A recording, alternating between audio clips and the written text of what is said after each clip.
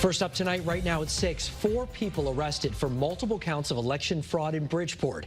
Good evening and thank you for joining us tonight. I'm Mark Sidney. And I'm Erin Connolly. These arrests are in connection with the 2019 mayoral primary, which happened years before this past November's ballot stuffing scandal.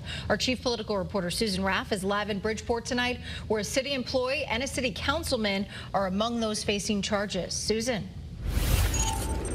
Erin, that city employee who has made headlines in the past few months is Wanda Jeter-Pataki.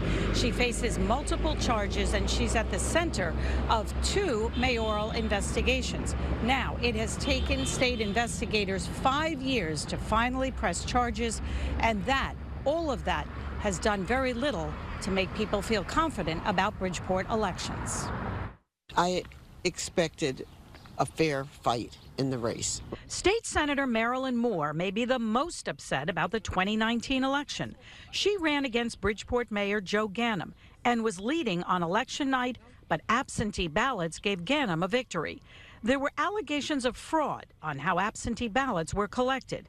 And now, 5 years later, state investigators agree. I'm hoping that these people are really prosecuted if they're found guilty, and that there's a severe judgment against them, and it's not just money. Wanda Jeter-Pataki has been at the center of 2 investigations. She's a city employee, the vice chair of the Democratic Town Committee, and on election night, she came to celebrate another Ganim victory wearing her red queen hat. No one answered the door when we went to her home. She faces many charges, including unlawful possession of absentee ballots. City Councilman Alfredo Castillo has also been charged. Fast forward to 2023. Jeter-Pataki is seen here, stuffing envelopes into a ballot box. That surveillance video caused a judge to order 2 new elections in the mayoral race between Joe Ganim and John Gomes. Ganim won the election and has not been charged.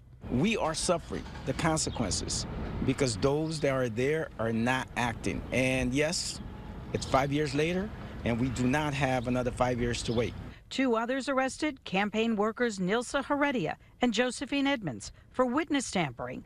Mayor Ganim would only release a statement saying whether it's people accused from the Moore campaign or my campaign, any irregularity is unacceptable.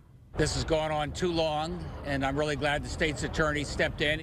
Bridgeport's election scandals made national headlines, and the delay in the investigation made things worse.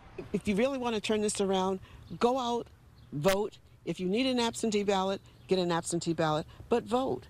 Vote people out who are doing this.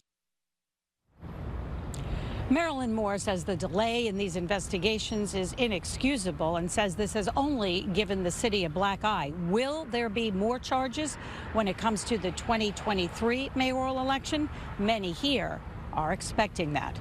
We are live tonight in Bridgeport. Susan Raff, Channel 3 Eyewitness News.